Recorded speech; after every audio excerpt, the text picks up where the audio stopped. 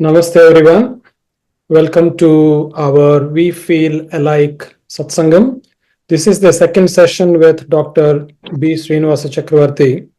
Those of you who have seen the first video would understand that the series is called Science and Spirituality Are Not Poles Apart, but they are two sides of the same coin. And we had a brief chat about what is meant by science and what is meant by spirituality. And of course, is there a meeting ground as we are trying to make a claim? And we also looked at what would be discussed in future sessions. So today we're going to cover a couple of such questions. We'll keep it short. Each session is going to be about half an hour to 40 minutes. And we'll hope to find new topics and new discussions points which we will cover as we go along. So to begin with, Dr. Chakravarthy. Yes. I think we were having a discussion that perhaps one of the questions that was posed to us was how to still the mind. I think it'll be helpful if you can put forward your views and observations on that. Yeah. First of all, we need to understand what is mind. Before we go to how to steal the mind, we need to understand what is mind. So, even in spirituality or in whatever scientific also, we all know what exactly how the mind functions. It is through thoughts. Mind is nothing but thoughts. So, all these thoughts come from whatever the perceptions that we have. So, from there, the mind comes. So, actually, the reality that we are experiencing is basically because of the thoughts. So, what exactly these thoughts and why we need to still the mind? That's the question. Why thoughts are making our reality, our world, our experiences? Then why we need to still the mind? That is one question that we keep on asking, because when we keep on asking about mind and everything, there is always a singular. I mean, for the first pronouns, first sentence pronoun is always there. So, what is it? We don't know. Actually, that is the basic concept behind stilling the mind. So, if you go back into the who I am. If you keep asking yourself, I am Dr. Chakravarthy, I am son of Dr. Ganeshwara Garu, or I am a student of Andhra Medical College. You keep narrating about yourself, I. So you keep on dwelling about I until you exhausted about yourself about the I. So then what happens? Then you will find that there is something behind this I.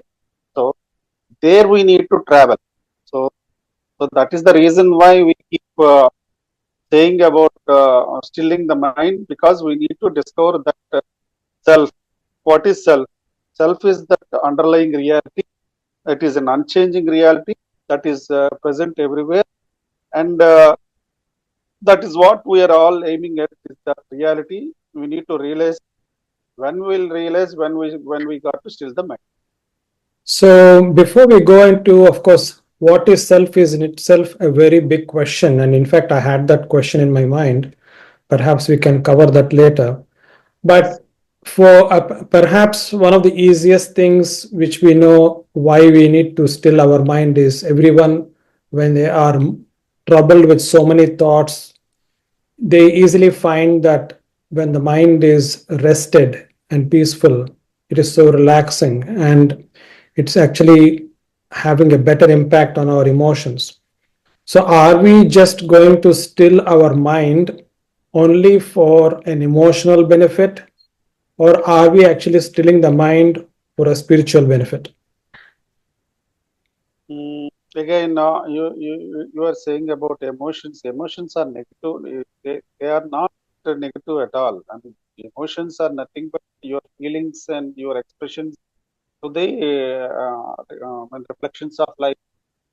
So they are not that bad as you see. But the thing is, they go on build this ego. That they will strengthen this ego what is called eye. As long as you are strengthening the eye, you are nothing but clouding what is inside reality, where we are talking about the self. So you're So saying that the thoughts actually strengthen the ego. The more we keep thinking, the more it yes, strengthens yes, exactly. the You need I-ness to that I am somebody yes, different. And you need to come out of that eye. You have to go there till that eye disappears. You start questioning about that eye till you reach to the point that there is no eye at all. okay, so I guess the first thing we looked at, even before we go into how do we still the mind, it is why do we even need to still the mind? And you were basically saying that the reason is we need to go way back, asking ourselves who I am, and ultimately realizing that I am the self, and who is that self, which is even beyond all that we can think or feel, and so on. So, for that purpose, we need to still the mind. So that's understood. Right now, let's go into the very question: how do we? What is the process? How do we still the mind? The process is very simple. You need to understand where these thoughts are coming coming to, and you need to chase those thoughts. The point where you have to be aware of those thoughts. Once you start aware of those thoughts and the nature of their thoughts, and you separate from those thoughts as a witness, then you slowly start observing those thoughts. That's where again my quantum physics comes. Here in quantum physics, what we say is the wave particle theory is there, and any particle, it behaves like a superimposed state. That means it can be either in wave or a particle state, unless we start measuring. Once we start measuring it, it suddenly becomes a particle nature. So that clearly showing that when we are measuring or observing a phenomenon, the thought or whatever the energy behind the thought, it slowly disappears and dissolves. Once that state reaches, you keep observing those thoughts as a witness. The thoughts loses its strength and power, and you become more focused towards the ultimate goal. That is what we are talking about, the reality. Okay, I think I may have been a little lost there. So, how different is quantum physics in explaining the thoughts and observing what's happening? And in what way is it different to common understanding in traditional spiritual practice? Yeah, that's what exactly I'm saying. Once what happens is, when we are thinking, the process is there are so many thoughts that comes into based on our perceptions and based on our past experiences, our future expectations. So many thoughts will come. It's like chaotic mind. Similarly, in quantum physics also, when quantum physics, the nature of the matter lies in a superimposed state. That means multiple states are there at any part of time. Unless you start observing those states, they will be like that chaotic part. So similarly, our thoughts are like that only. They are in chaotic part. They don't have any purpose or goal or anything. Sometimes they happen spontaneously also, because of the underlying neurological responses. They come randomly also. So what happens is, you need to you need, because of this randomness and everything, it becomes chaotic part, and we get disturbed with it. All So right. similarly, in quantum physics, what happens is, this superimposed state, once it is observed, it becomes a particle nature. That means it becomes a unidirectional path. Suddenly, it becomes a singular nature. So similarly, when you start observing your thoughts also, they will because they have a lot of energy behind it. Because of that, it becomes very chaotic. Once you start observing, these thoughts will lose their energy behind it, and they suddenly slowly dissolve. Not suddenly, they slowly dissolve it as you observe. So that's where quantum physics aligns with our I mean this uh, what is called stilling the mind. Okay, so I have been a practitioner of meditation, and not that I'm very regular with it. One of the things which is explained in that model is observing thoughts is more like allowing them to be passively be there, but not give them the strength. Would you say that observing actually may strengthen the thoughts and make our job more difficult? Or No. right. See, I am angry. See, what happens is there is an anger perception. Suddenly you feel something very angry with a particular. Now, what is happening is when you are observing, what is that you are observing? There is an anger passing through me. So, see, there is a difference. I am angry, or there is an anger passing through me. Once you start identifying and alienating yourself from that thought, and as a witness, you are standing there observing your thought, then the thought itself loses its strength. You have to separate yourself away from it. Then only you have to keep a space between that thought and yourself. I mean, the observer as a witness. Then the thought loses its strength. But if you feed it further, like you give it a cause or give it a ramifications, branching, all these things, they will then strengthen and becomes much more difficult to concentrate and focus. So that happens with many of the meditators who, whom they think that they are actually watching, but actually they are feeding. If they are feeding, then it becomes very difficult to control. But if you are watching them and separating yourself as a witness and watching them with a space between you and thought, then the thought loses its power because you are observing at a distance and you are now the observer and the thought becomes the observer point. I think that's a very important point here. If I can actually understand it this way, observing is a sakshi who is able to identify who the self is, as in what is the self, and that self is beyond the intellect and the mind and everything. Whereas the one who is actually feeding into the thought is unable to identify self to be separate, that possibly identifying themselves with the mind and the body. Is that a good way to understand the difference? Yeah, in a way, yes. I didn't get it. Can you repeat? So what I was saying was that when you say we need to be able to observe and alienate from the thought, that basically takes back to the point you made earlier. One of the purposes of stilling the mind is to identify or know that I am the self which is beyond the body, mind, and complex, right? It's only with that knowledge that I will be able to observe the thoughts to be not me. Yeah. Whereas Yes. if I end up identifying myself with the mind or the body, I'm actually entering into the thoughts and feeding into the thoughts. So in a way, even before we practice meditation, perhaps the knowledge of what is self is very important. Yes, exactly. See, I just can I give you an example? Yes, I please. mean, an analogy. So you keep your the index finger and the thumb and close to each other. If you keep them, and if you wanted to feel, both are now holding like this. And now, if you wanted to feel the thumb, you need to move the index finger like this. And at the same time, if you wanted the index finger, you need to move the thumb. So what happens is here you are perceiving either thumb or the index finger based on that because of the perception that you have. So what I am trying to tell you is the same thing happens with the body and the self also. So these perceptions, it all depends upon how you perceive.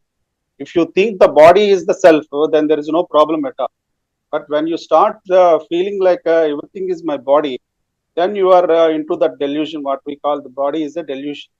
So it is all about the perception that we are carrying and how we are seeing the perspective. So that is very very important to note down. You are wearing a shirt. You are wearing a shirt over your body. that means you do not become the shirt itself. You say that I am wearing a shirt.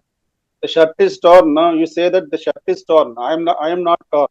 So that means the shirt is different. You have differentiated between the shirt and yourself. Similarly, the dress that is dressing over the dress, that is also an important thing here.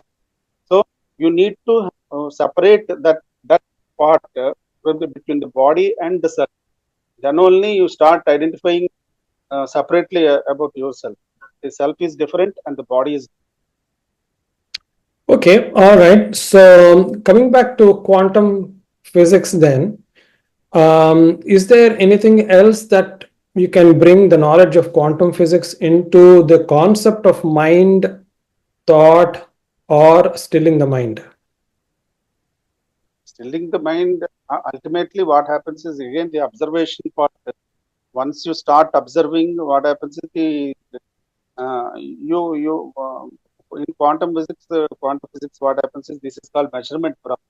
Once you start observing, the entire wave collapses and it becomes a different nature itself. Similarly, when you are observing your thought also, thought slowly loses its energy and the self gets revealed. So that is the basic idea. More than that, if you say, I already told you regarding the entanglement aspect last time. Yeah, because in entanglement, a pair of two opposites react simultaneously because they know each other. So similarly, here also, sometimes because of this entanglement, also there is some experiments going on that I cannot brief you right now. But thought entanglement is also supposed to be there. That's what they tell about the clairvoyance and all those. So it's a big study that we cannot know at this point of time. There is little evidence. It's only speculation. Okay, all right, okay. Telepathy and clairvoyance. Okay. It's interesting when you spoke about superimposition in quantum physics. We are currently studying a book called Vedanta Sara, which is written on the principles of Advaita. And there are two aspects to revealing the self or understanding. So one is the superimposition, or it's called Adhyaropa. And second is desuperimposition, which is unraveling all the delusion, which is called Apavada. So I'm just wondering if the superimposition you mentioned in quantum physics, is it something where when you say once it is observed, which means once the truth is known, it collapses? Is that, if that is the case, yeah. Similarly, in Vedanta Sara, when we hear of Adhyaropa or superimposition, that superimposition is actually concealing the truth. It is actually kind of, we are unable to see the truth as long as something else is covering it. And then this desuperimposition is when we learn the knowledge, we get the jnana, the knowledge. Oh, after all, this is just nothing but a superimposition. And once that is known, it just dissolves and then you realize the truth. So I would really like to have this kind of a conversation where we can see where quantum physics and spiritual lessons actually meet whenever we discuss. Okay, Yeah. let's move to another question that we have had. This was about whether meditation actually has any impact or influence on neuroplasticity and neurotransmitters. I mean, you are a psychiatrist and you know much better than me, and you know that it is happening. And there are several experiments to prove that there will be new synapses happening with meditation, and there are so much of gray matter improvement is observed, and the amygdaloid size is decreased, and there are so many things that are happening. Neuroplasticity is real. It's real. Meditation or whatever the mindfulness, whatever the practices that we do, what happens is because of this the hormones, the cortisol, the decreased stress hormones, so and also the GABA and also the dopamine, I mean serotonin especially, and all these hormones will in a better position. So all this will help. I mean, definitely they are going to help. And neuroplasticity is a real thing. Meditation that already proved. It's an objective evidence of science. Are you aware of any studies which specifically do talk about, I think neuroplasticity is a known concept nowadays, but specifically talking about meditation and influence on neuroplasticity? This is what I observed. Meditation helps you to focus much better because you are free of many distractions. That's why the brain is, brain is trained. Brain is trained. It actually supports you to identify particular. I mean, you can easily focus on your goals, and it helps. Okay. Yeah. So my approach generally has been, of course, I'm a psychiatrist, so I'm actually more in favor of subjective research rather than objectively looking for proofs all the time for most of these things, because from a spiritual concept, you know that the absolute truth is beyond a measure. It's not something which can be perceived through senses or can be measured. So It has similarly, to be experienced. yes, similarly, psychiatry is such a field where, for instance, we are discussing mind. Mind is not something which we can anatomically identify as any part of the. Take for example. Let me intervene here. Take for example, Ramana Maharshi always says about heart. Everything comes from the heart, and you need to feel from the heart. What is the heart? It's not an anatomical heart. He is mentioning that the heart is somewhere in the mind itself, where it is beyond the conscious aspects, and that lies behind the screen. That's where the self is. That's what he always mentions. Ramana Maharshi always keeps on mentioning about the heart. That is the source, the real source of the thoughts that are coming from there. It's like a spider. He says, like a spider. The spider weaves its web and comes out of just like it comes out into the environment and searches for it, and it again goes back into back to its origin. So that means similarly, our thoughts emanate from heart, and they go out, and these thoughts will spread out into the environment, and once they lose their intensity, then you get back to your own self. Source. So that's what he mentions. So here, regarding spirituality, says that about heart and mind and all these things, they actually mean something different that we are perceiving. That's true. In fact, continuing with the idea of mind, for instance, we have the Panchakoshas. So Annamaya, Pranamaya, Manomaya, Vijnanamaya, and Anandamaya koshas. And Manomaya kosha is actually mind along with the Jnanendriyas. Now, if we take that concept, these koshas are actually, at least the Annamaya kosha is the gross body. For us, from a scientific point of view, we are identifying mind to be part of the gross body. Whereas Manomaya kosha is actually beyond the gross body, so it is somewhere else. So there are different concepts. I think it is important to entertain different concepts of mind at this point of time, because we don't have any proof of where mind actually exists. Neurologically, we are saying it's nothing but neural networks.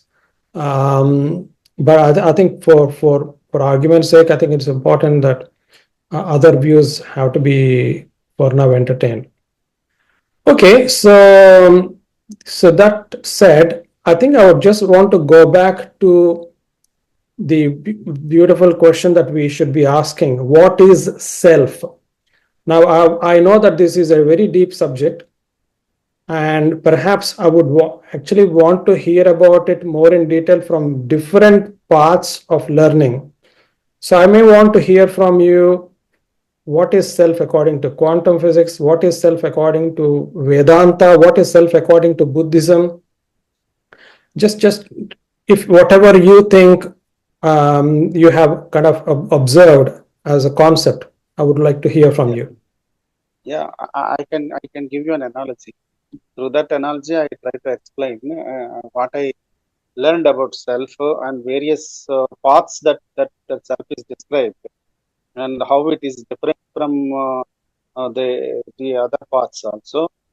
Not I actually I observed something about Buddhism also, quantum physics also, what they tell ultimate reality about the ultimate reality. That I cannot say they never talk about self, something like that. But they definitely talk about the ultimate reality, singularity, oneness, and all these things. They also talk about. Yeah, but they don't talk about self or something universal self, I mean, omniscient, omnipotent, something like that. They don't talk about like that. But they say about singularity and oneness, the Buddhism or even quantum physics. The same thing they will also talk about. But regarding the our philosophy, especially the Sanatana Dharma, where we are taught the um, Advaita and Visishta Advaita and also Dvaita. So this part I got into this analogy, beautiful analogy. So they talk about the ocean and wave. So if you see a ocean and wave, what Advaita says is you are nothing but the wave. Even though the ocean manifests different waves, actually the wave should feel like it is a part of it is nothing but a ocean. It is nothing but ocean. No, you are that self. You are that self, but you are just manifestation of it at the moment. But you don't know that you have a big ocean behind you, and your duty is to find out that there is a big ocean behind you, and you are merged into that.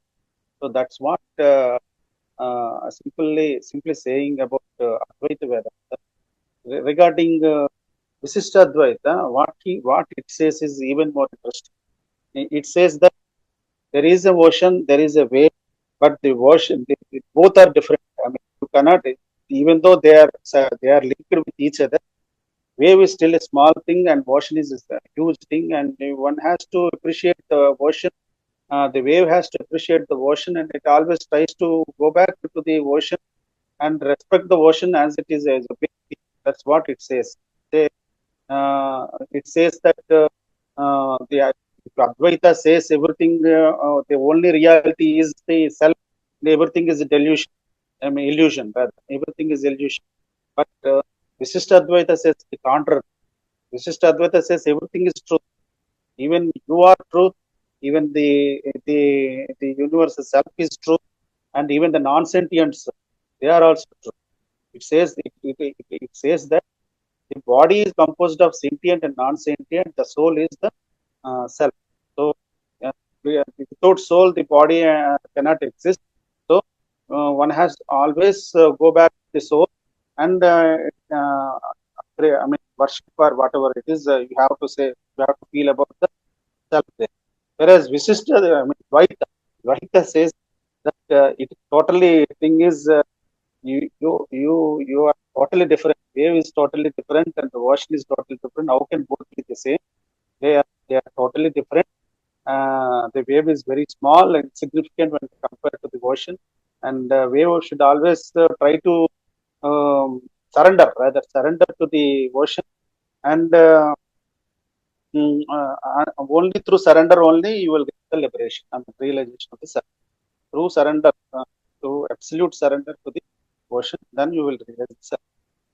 Regarding the, I mean, Buddhism or whatever, I mean, quantum physics, they only talk about oneness, as I told you earlier.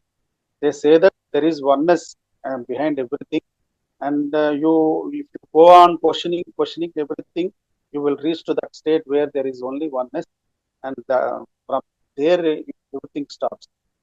That's what they simply say. Okay, interesting. Something which obviously we can go more into details at Requires a a lot. later time. Yes, that's right. Yeah. Yes. Okay, so I think for today's session, this should be enough. What shall we look forward to hearing or discussing next time round? Yeah, that's what you keep mentioning certain topics, then I will try Yeah, rather than we can. Yes. I think. mm, it's very interesting that we as obviously healthcare professionals, we are very much aligned to evidence-based medicine or research. We want to see scientific kind of way of appraising information, and I think I think that may be wrong actually. In spirituality, if you start going, I mean, we say that what is the purpose of God to create everything? We simply says there is no reason. If you say keep asking about the reason, he is beyond reason. There is nothing like reason. It is Leela. We say that it is Leela. So unless we perceive that unrationality, then we may not progress anything in spiritual. oh, Even though we are absolutely. highly rationalistic individuals Yes, and we see reason everywhere, but yes. here we need to feel, we need to transcend the border and we need to feel that experience. Yeah, I mean, I am not actually, I need to go a long way. I still go in meditation. What I see is a blank screen and I stop there and seeing a blank screen for 10 minutes. That's what I reached so far. My thoughts will make something like looking at the blank screen. Like that's where I reach. It's a long way to feel an experience something.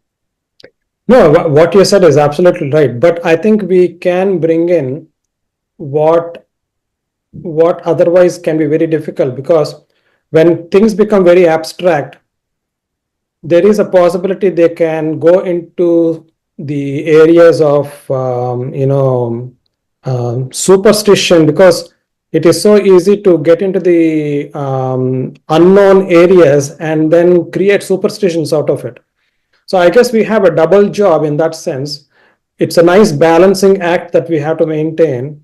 On one side, our approach would be one of systematic inquiry, but then the second, on the other hand, it is of absolute openness to embrace truth as it presents. So this is a real balance that hopefully we can bring in through our discussions. I'm really looking forward to that kind of an approach. Practical side of the Vedanta. What we are saying. Yes, yeah. And this is nothing different to what the ancients have been doing. I mean, if I see, why would there would be why would there be a need for Nyaya, Tarka, and those kind of schools of thought? So for Buddhism, for instance, to come into vogue, surely they were also trying to rationalize things. And same where Charvakas were also trying to rationalize. Of course, they have gone to the other extreme of materialism. But I value them. I value them because their job, in a way, was to put a check to superstitions, because spirituality, if it is not handled well, becomes, or even religion for that matter, can easily become very superstitious, and a lot of people can fall prey to it. Okay, before we close for today, Dr. Nazia has made a few comments, which thank you for participating, Dr. Nazia. So she says, mind and self are two different things. Mind is nothing but neurochemistry changing with the influence of situation, nature, and environment. Yeah, I respect that. I think you're coming from a biological model point of view. And I think you were talking about rational, irrational numbers in mathematics. Yeah, that's an interesting area. I'm no expert in mathematics. Rational reasoning is, of course, limited. Okay, interesting. Our knowledge in science is limited, so cannot reach the spiritual understanding. That's a very well made point. But spirituality is definitely scientific. That's beautiful. I think, Dr. Nazia, I think perhaps we also need to hear from you. Do you want to unmute yourself and say anything, Dr. Nazia?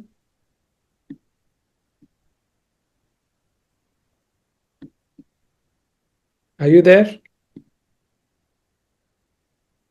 Oh, I think her audio is not working. Never mind, we can always ask her the next time around.